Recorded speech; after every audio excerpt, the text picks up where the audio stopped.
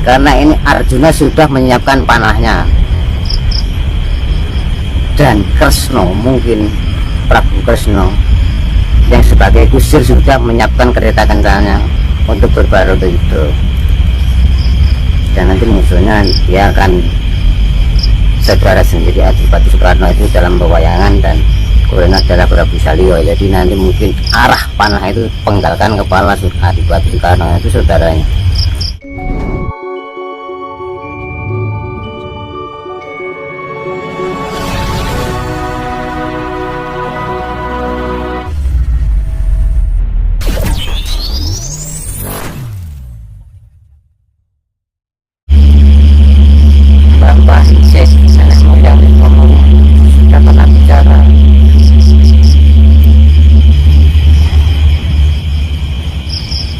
Cino Londo dadi sak dudu wong Jawa dadi separo. Iki wis dilakoni kabeh.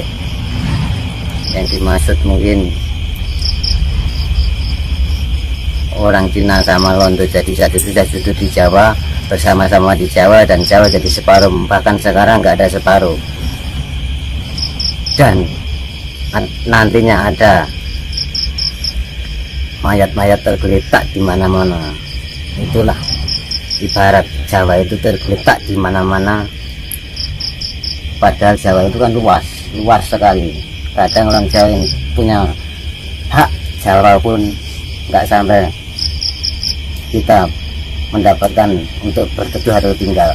Kadang banyak di pinggir kali, di pinggir di mana-mana. Ini kan karena itu tadi, dari ramalan-ramalan pujangga-pujangga sudah kita lewati semua.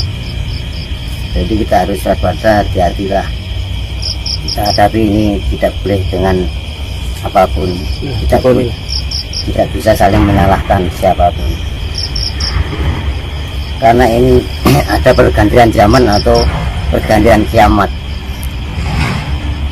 Pergantian zaman atau pergantian kiamat, dan nanti akan terjadi bangkitnya Majapahit kedua. Bangkitnya Majapahit kedua berarti itu kerajaan. Mungkin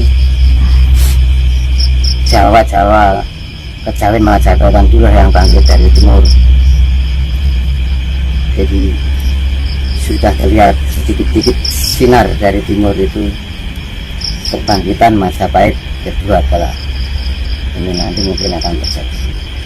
Karena sudah kami lihat dari situasi sekarang, mungkin kalau dilihat satu alam, mungkin ini juga patung bebek di mana-mana, dan memasuki satu wilayah lain mungkin ada izin, tapi ini peraturan, tapi dulu dalam perasaan izin. Ini sudah agak kelihatan dikit-dikit. Maka kita pahami, maka terjadilah apa yang terjadi. Itu sudah kehendak Allah Subhanahu wa Ta'ala atau Gusti Kang Maha Kuwasa. Kita harus bisa ikhlas segalanya. Makanya kita harus mencari anak-anak muda itu, anak-anak generasi itulah penerus. Jadi jangan kiranya itu langsung diajari dulu, dituntun dulu dalam budi luhur, langsung keutamaan kebaikan, langsung nanti diisi dengan ritual-ritual keprihatinan, baru nanti diisi dengan kanuragan-koragan. Jadi nanti jadi satria yang pemberani dan jujur, ada pemimpin yang sejati. Kita harus membentuk seperti itu ajaran Jawa sejati. Jadi tidak hanya dari, kalaupun sejarah, kalau tentang perbal mungkin di sana sini sudah ada, di buku, di mana-mana sudah tahu, tapi ajaran budi luhur harus kita tanamkan di generasi-generasi kita. Budi luhur langsung diisi dengan keteman kebaikan, lagi dengan ritual-ritual keprihatinan, langsung kanuragan menjadi satria, dan nanti akan menjadi satria-satria yang dinamakan akhirnya tasawuf Jawa. Tasawuf Jawa. Nanti kalau langsung nanti anak-anak muda nanti datang langsung nanti keilmuan mungkin goncang goncang jiwanya, enggak seperti itu. Ini tanda-tanda kebangkitan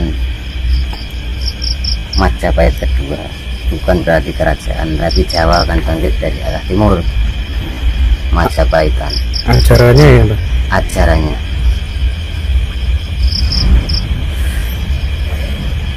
ini harus hati-hati waspada karena semua sudah kehendaknya.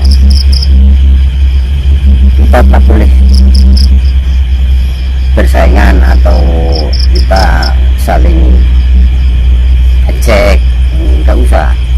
Orang Jawa diejek apapun diam aja, karena orang Jawa itu sejatinya sudah diam dari dulu diam. Kesaktian orang Jawa adalah ya, diam tapi mencermati atau menghayati semua keadaan dihadapi dengan sabar dan mengalah. Ya, mudah-mudahan anak-anak generasi muda harus pindah dengan budi luhuran dulu. Masalah keilmuan kalau kita kembali misalkan dari ajaran buku atau apa atau dari buku dalam toko-toko buku, anak-anak muda sudah beli sejarah atau berapa kali. Yang budi luhurnya ini yang harus dibinakan, diajarkan kepada generasi muda. Contohnya budi luhur apa contoh? Ya perilaku, benar. Contoh aja berbagi pada orang tua berbudi luhur, nanti kebaikannya perbuatannya ke arah ke situ. Itu keprihatinannya nanti prihatin dalam hal apa saja menerima. Kalau keilmuan nanti kalau sudah itu keilmuan atau kanuragan mudah masuk, mudah dipelajari, dan nanti kalaupun mau mendapatkan itu akan menjadi satria yang jujur. Karena ini Arjuna sudah menyiapkan panahnya, dan Kresno, mungkin Prabu Kresno yang sebagai kusir sudah menyiapkan kereta kencana untuk berbaru untuk itu. Dan nanti musuhnya dia akan saudara sendiri Adipati Soekarno itu dalam pewayangan, dan kemudian adalah Prabu Salyo. Jadi nanti mungkin arah panah itu penggalkan kepala Adipati Soekarno itu saudaranya. Ini udah waktunya Baratayuda Pak? Ya, ini sudah detik-detik Baratayuda dan mau dilambangkan dalam perang saudara ini. Tapi perangnya perang zaman sekarang mungkin ya inilah perang gak kita musuh. Perang gak kita musuhnya paling abot ini. Apa maksudnya? Misalkan ada juga ada salah, ini aturan ini dilanggar dihukum 1 tahun, tapi mengapa yang di penjara dikeluarkan? Aneh kan juga. Waktu dikeluarkan malah maling ya Mas? Iya, malah ini kalau melanggar malah penjara 1 tahun. Hari ini dikeluarkan, besok masuk penjara lagi Mas? Ya itu anehnya ini. Makanya sekarang itu aneh. Ya enggak aneh, memang zamannya. Kita itu apalah, kita yang dinyanyikan tiap hari kan cuma bekal-bekal kematian, kiamat, kematian, amal kan itu toh. Padahal bekal kemakan apa kan kamu ngerti. Carilah ke bekal untuk mati. Cobalah cari bekal itu apa, nggak mengerti kan. Bekal itu ikhlas, carilah ikhlas. Kalau sudah ketemu bagus. Mencari ikhlas kok, itu aja bekal itu. Bekal mati Mas? Ikhlas kok, bekal mati. Yang kita bawa kan kita tinggal, yang ditinggal akan kita bawa. Contoh aja lah, Pak Karno itu yang dibawa, yang ditinggal. Yang dibawa, yang dibawa sebenarnya kan jasad warga dan namanya sudah mati, tapi namanya sudah ditinggal. Yang dibawa malah ditinggal sampai sekarang seperti hidup gitu. Ya kalau dibilang bisa nabi Pak Karno itu. Iya. Kalau nabi Islam kan Nabi Muhammad terbatas 25 itu terakhir. Ya. Ada 124.000 nabi. Nah, itu nabi Islam, itu Nabi Muhammad. Kalau kita nabinya ya keyakinan sendiri, nabi itu teladan panutan. Makanya kalau ada orang beragama misalkan mengkafirkan beragama, itu justru yang kafir itu. kembali ke dirinya sendiri. Iya, apalagi orang memusyrikan adat istiadat Jawa. Adat Jawa, istiadat Jawa, musrik itu musrik. Wah, itu sudah kelihatannya manusia, mungkin bukan manusia itu. Karena kan budaya Jawa itu kan kunci ya. Dasar itu kan sejarah Jawa itu dasarnya, jadi harus dikenang, jangan dilupakan sejarah itu. Budaya itu kunci Jawa, kalau sampai lepas kunci kan sudah budaya Jawa itu.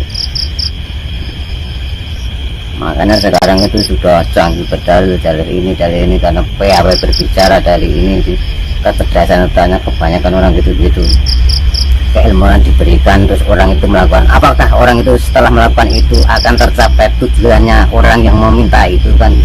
Sedangkan yang bicara mungkin belum pernah melakukan karena keilmuannya tinggi dan pembicaraannya dalam ini semuanya. Atau juga orang yang bilang wah itu menjual ayat juga, yang namanya menjual ayat itu ada buku ditulis itu namanya membuat ayat, menjual ayat.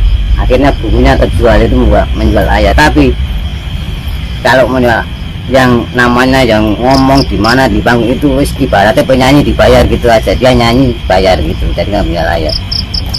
Makanya namanya pengajian atau dimanapun tempat, biarpun di sawah, di pasar atau di atas genteng, yang penting isi kajiannya, isi pengajiannya itu. Kadang kita melihat sekarang itu yang didatangi kan bukan isinya, kadang orangnya, kadang lucunya, kadang kepandaiannya, kadang dalilnya, kadang enggak. Setelah lepas kita pulang lupa, karena lucunya, karena pandainya, karena pelawakannya kan gitu toh. Makanya salah kaprah ayat-ayat dalam ayatnya. Mbak nek ten gini Jawa Pak niki Mbak wonten raca silake kuntul miber iki maksudnya pripun Mbak? Raca kuntul miber niki Mbak. Ya mokal nggak ada, itu aja sudah. Tipe kontrol miber itu sudah ibarat mencari bayangan kita sendiri, megang bayangan sendiri itu. Boleh ono telapakane kontrol miber, nggak ada. Makanya ada pepatah, misalkan orang Jawa dulu, sing gawe baleke, sing utang nyaur, sing nyilih baleke, sing gawe nganggo, sing utang nyaur, sing silih baleke. Nah, sing utang budi pekertine wong Jawa kuwi ilang budi pekertine kabeh do balekno. Sing nyilih ya balekno, sing nyilih kopiah gede dibalekno kuwi lak silian iki kopiah iku. Pakaiane wong ndi kuwi pinjaman itu. Pinjaman bukan pakaian Jawa itu, kembalikan lah. Sing gawe nganggo, sing gawe Jawa yo nganggo Jawa. Ya artinya orang-orang dulu tuh pas main ini sudah berjalan semuanya ini ramalan Jawa ini. Nantinya dari saya mungkin kinempet pari sinambung bumbung ini dari saya. Apa itu Mbak artinya Mbak? Dan nanti kapan mau mungkin ada apa Mbak? Kinempet pari sinambung bumbung. Sinambung bumbung. Itulah. Ini tuh ada sesuatu nanti akan terjadi. Itu ketentraman tanah Jawa akan seperti itu, pulih jati uning Jawa sejati, yang akhirnya tentrem ayam bersinawi kertoto raharjo Jawa itu. Ya inilah ada kebangkitan Majapahit kedua. Tapi bukan berarti itu kerajaan, tapi bukan nilai-nilai kepanjaian ke itu kemajapahitannya Jawa, kemajapahitan dari timur itu sudah titik-titik terang, ada wayang serem-serem sorotan Padang, Lergi Jaya Ngalis itu sudah dari timur, jadi matahari sudah sedikit-sedikit mau terbit.